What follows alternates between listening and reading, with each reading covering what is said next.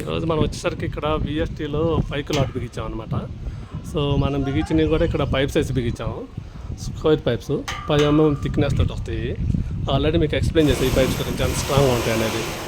చూడండి, ఈ zinc coated కూడా చాలా పర్ఫెక్ట్గా వచ్చింది అనమాట మనకి, షైనింగ్ కానీ ఎవ్రీథింగ్ ఇదంతా. చూడండి,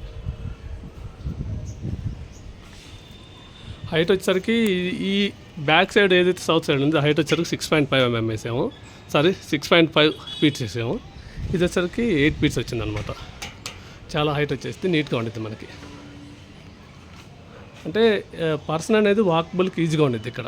నీకు చూడండి, ఇక్కడ వాటర్ ట్యాంక్స్ ఉంది చూసారా, వాటర్ ట్యాంక్స్ మీద కూడా పర్సన్ ఎక్కి దిగి క్లీన్ చేసుకోవచ్చు అనమాట.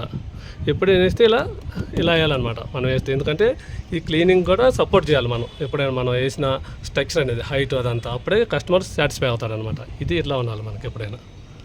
హైట్ చూడండి, ఈ థిక్నెస్ అయినా చూసుకోండి మీరు, పర్లిన్స్ అయినా రెప్టార్స్ అయినా ఎనీథింగ్ ఇదైనా ఇది ఇలా ఉండాలి మన స్ట్రక్చర్ అయినా. ఏదైనా క్వాలిటీ అనేది ఎప్పుడైనా క్వాలిటీ మెయింటైన్ చేసినప్పుడు ఏ కస్టమర్ అయినా హ్యాపీగా ఫీల్ అవుతాడు, మళ్ళీ రిఫరెన్స్లు ఇస్తాడనమాట.